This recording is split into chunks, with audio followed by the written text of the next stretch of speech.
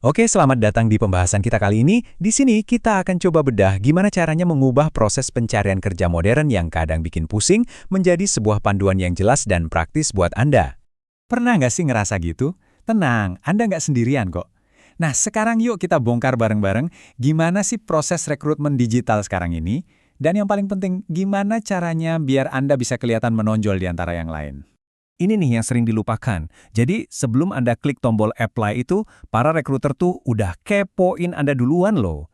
Nah, gimana caranya biar apa yang mereka temukan itu bikin mereka suka? Yuk kita bahas. Jadi gini, perusahaan sekarang tuh aktif banget ngecek calon karyawan secara online. Makanya, mengelola personal brand atau merek pribadi Anda di dunia maya itu jadi langkah pertama yang krusial banget. Ini bukan lagi pilihan, tapi keharusan. Oke, jadi ada beberapa langkah kunci nih. Mulai dari optimasi profil LinkedIn Anda, ya kan? Terus bangun portofolio online yang keren buat pamerin hasil kerja, sampai bersih-bersih media sosial. Intinya, semua ini harus nyambung dan menceritakan satu kisah yang konsisten tentang siapa Anda secara profesional. Ingat ya, online presence yang kuat itu sekarang jadi aset utama.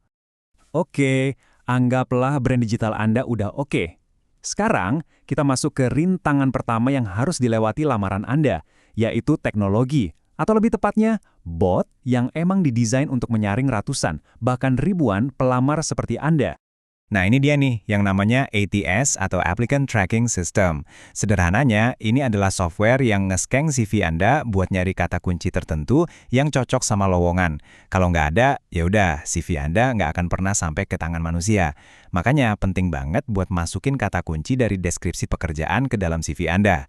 Oh ya, tips tambahan, pakai format CV yang simple aja ya, jangan yang aneh-aneh biar botnya nggak bingung bacanya. Dan bukan cuma CV loh, beberapa perusahaan sekarang bahkan pakai AI buat wawancara tahap awal. Jadi, AI ini bahkan menganalisis rekaman jawaban Anda dari pilihan kata, nada suara, sampai ekspresi wajah. Serius. Jadi cara Anda ngomong di depan kamera itu sekarang sama pentingnya dengan isi jawaban Anda. Terus, ada lagi yang namanya wawancara satu arah atau asinkron. Ini artinya Anda bakal ngerekam jawaban dari pertanyaan yang muncul di layar tanpa ada pewawancara beneran di depan Anda. Buat perusahaan ini efisien banget, jadi Anda juga harus siap dan terbiasa sama format yang kayak gini. Oke, selamat. Anda berhasil lolos dari para bot dan sekarang dapat panggilan wawancara video. Nah, ini saatnya Anda bersinar. Yuk kita siapkan panggung virtual Anda biar performa Anda maksimal. Etiket wawancara virtual itu nggak bisa dianggap remeh. Hal-hal simpel kayak riset dulu tentang perusahaannya, terus natap ke kamera biar kayak eye contact, itu nunjukin kalau Anda siap. Sebaliknya, latar belakang berantakan atau telat gabung meeting, wah itu bisa langsung bikin kesan pertama jadi jelek. Jadi kuasai dasar-dasarnya ya, ini penting banget. Dan jangan sampai hal teknis ngeganggu penampilan Anda. Cek koneksi internet, coba dulu platformnya, atur background dan pencahayaan. Kalau semua urusan teknis ini beres, Anda bisa fokus 100% nunjukin skill dan kepribadian Anda. Jangan biarin masalah wifi ngerusak kesempatan emas Anda, oke? Nah, sekarang kita masuk ke bagian intinya. Dagingnya wawancara. Gimana sih cara jawab pertanyaan yang paling sering bikin deg-degan, yaitu coba ceritakan pengalaman Anda waktu... Jawabannya adalah pakai metode STR. Ini adalah cara yang super terstruktur buat jawab pertanyaan berbasis perilaku. Dengan STAR, jawaban Anda bakal jadi lebih ringkas, to the point, dan yang paling penting, meyakinkan. Anggap aja ini senjata rahasia Anda buat ngasih bukti nyata soal kemampuan Anda. Oke, kita mulai dari S, yaitu situation atau situasi. Pertama, Anda harus kasih gambaran dulu. Latar belakang ceritanya gimana? Apa tantangan yang lagi dihadapi? Kasih konteks yang jelas biar pewawancara kebayang situasinya. Lanjut ke T, yaitu task atau tugas. Nah, di sini jelaskan apa peran spesifik Anda di dalam situasi tadi. Apa sih yang diharapkan dari Anda? Apa target yang harus Anda capai? Bikin ini jadi jelas. Kemudian A untuk action atau tindakan. Ini bagian paling penting. Rincikan langkah-langkah apa yang Anda lakukan. Kuncinya di kata saya, bukan kami. Pewawancara mau tahu kontribusi pribadi Anda, jadi tunjukkan skill Anda di sini.